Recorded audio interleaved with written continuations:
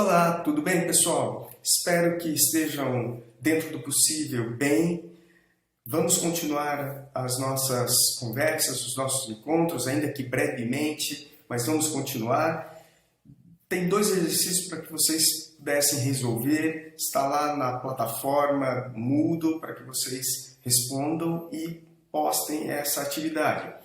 Um dos exercícios, os dois estão ligados à petição inicial trabalhista. Um deles diz respeito à capacidade postulatória na Justiça do Trabalho, ius ou jus postulante.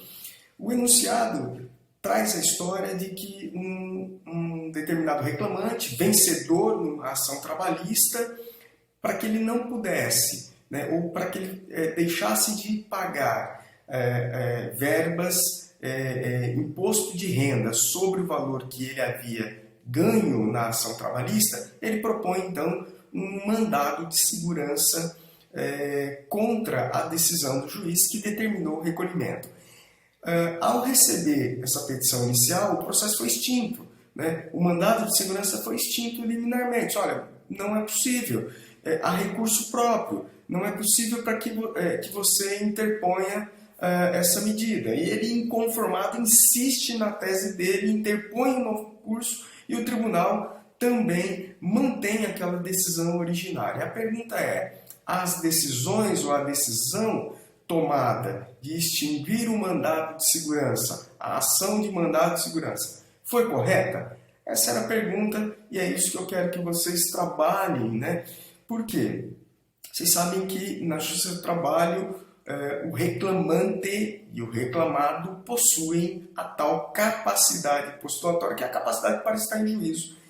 A pergunta do enunciado o que está por trás dessa pergunta a capacidade postulatória tem limite?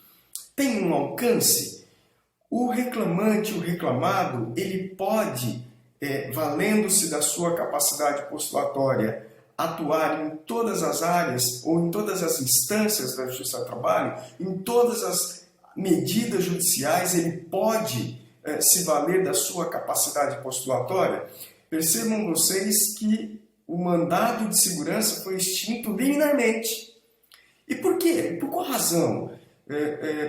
Qual o fundamento que o juiz e o tribunal encontraram para extinguir o mandado de segurança, para pôr fim ao mandado de segurança? Então é isso que eu quero que vocês reflitam e encontrem a resposta para essa pergunta, para esse questionamento. Foi correta a decisão? O outro enunciado, também ligado à petição inicial trabalhista, já diz respeito a uma outra situação. A situação agora envolve uma outra matéria, dentro da petição inicial trabalhista, mas um outro assunto. Foi proposta a ação trabalhista, eu lembro que eu já tratei isso com vocês, quando do ajuizamento de uma ação trabalhista é requisito indispensável da propositura da ação que o autor, que o reclamante, anexe, junte com a petição inicial, todos os documentos indispensáveis. Essa é a pergunta do problema. O reclamante, ao propor a ação, ele não junta documento considerado pelo julgador indispensável à propositura da ação. Diante dessa situação, o juiz julga extinto o processo, põe fim àquela reclamação trabalhista. Está correta a decisão? É isso mesmo? Eu quero que vocês reflitam diante desse cenário. Uma situação é a capacidade postulatória, a outra não é a capacidade postulatória, mas a extinção prematura pelo julgador em razão da ausência de documento indispensável à propositura da ação trabalhista. Duas questões que devem ser fundamentadas. As decisões dos julgadores foram fundamentadas implicitamente. Eu não as coloquei, mas eu quero que vocês entendam que todas as decisões do Poder Judiciário, de acordo com a Constituição, o artigo 93, determina que todas as decisões do Poder Judiciário devem ser fundamentadas. E essas duas decisões, desses dois enunciados, foram fundamentadas. Estão fundamentadas, mas foram fundamentadas corretamente? Essa é a pergunta. E é isso que eu quero que vocês respondam naquele enunciado, naquelas duas perguntas. Reflitam capacidade postulatória da petição inicial trabalhista e extinção prematura da petição inicial trabalhista em razão da falta de documentos. Bom, também comecei a falar com vocês sobre os requisitos indispensáveis à petição inicial trabalhista. Bom, o que eu abordei com vocês enquanto estávamos presenciais, enquanto estávamos em sala de aula, foi que a petição inicial trabalhista ela difere da petição inicial do processo civil em comum. E por que ela difere? Ela difere porque a petição inicial trabalhista ela tem um regramento próprio. O regramento próprio da petição inicial trabalhista é o artigo 840 da CLT. Então eu quero reforçar o que eu já havia falado com vocês. A petição inicial trabalhista tem regramento próprio e a fonte legislativa sempre será a CLT. Eu não vou buscar respostas para a petição inicial trabalhista no Código de Processo Civil. Os requisitos para a petição inicial trabalhista estão prescritos no artigo 840, parágrafo 1º da CLT. Vocês devem guardar isso, devem atentar-se a isso. E o primeiro requisito da petição inicial trabalhista é o endereçamento, o juízo a que é dirigida. Sempre escrever de forma legível, correta, por extenso, sem abreviaturas, com letra maiúscula ou minúscula, e aí vai de acordo com aquilo que você esteticamente achar melhor. Depois, um segundo requisito é a qualificação das partes. Atentar-se à qualificação tanto do reclamante quanto do reclamado. Nome completo, identificação tanto do reclamante quanto do reclamado. E lá eu deixei todas as dicas para que vocês possam seguir. Qualificação das partes. Qualificação do reclamante e do reclamado, que eu a chamo de preâmbulo. Depois que você qualifica, né, a peça, você então vai começar a redigir os fatos da que vai resultar o problema seu.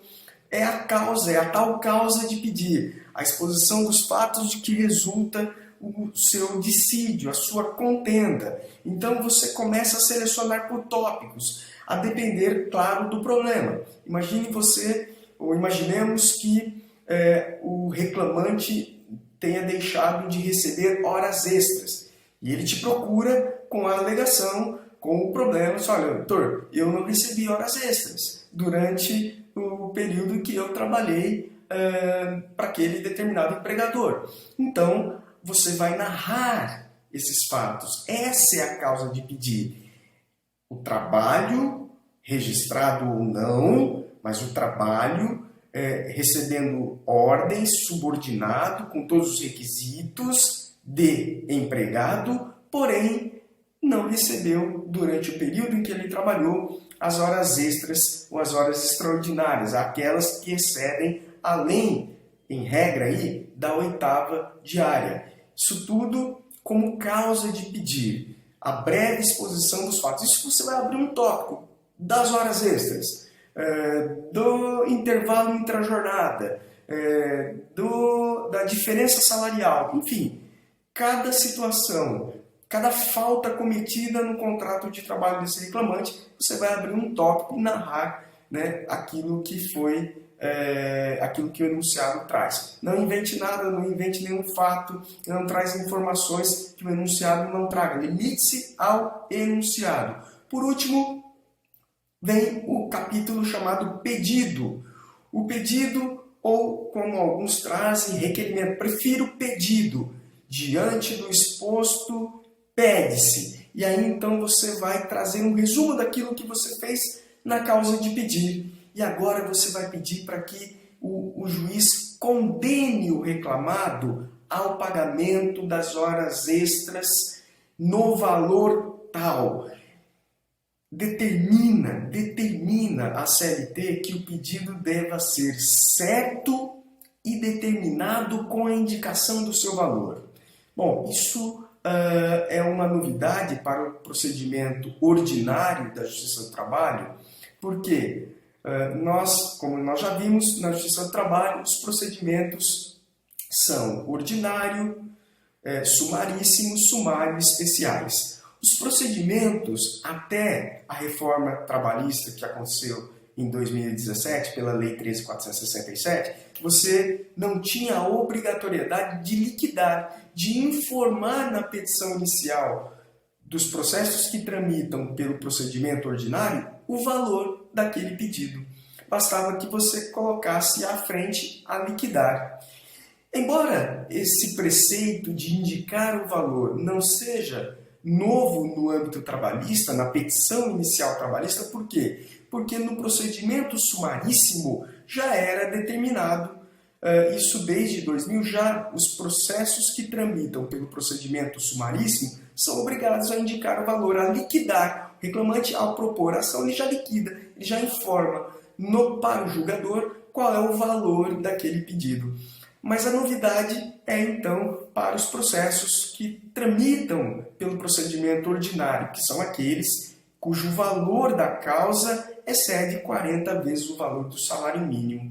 Diante desse quadro, eu tenho que constar, então, na petição inicial trabalhista, pelo procedimento ordinário, o pedido certo, determinado e com o valor. Guarde bem, certo, determinado, indicando o respectivo valor. Então, se a falta cometida no contrato de trabalho foi não pagamento de horas extras, eu vou pedir, diante do exposto, pede-se a condenação do reclamado ao pagamento de horas extras no valor de R$5.000, R$10.000 e assim por diante. Eu tenho que indicar o valor do meu pedido, daquilo que foi, daquela falta praticada pelo empregador no contrato de trabalho. Pessoal, guarde bem, os nossos próximos encontros agora serão já abordando aí a petição inicial, fazendo petição inicial trabalhista, e eu vou estar aí conversando, acompanhando vocês nesse passo a passo da petição inicial trabalhista. Então é isso, fique com Deus e até a próxima.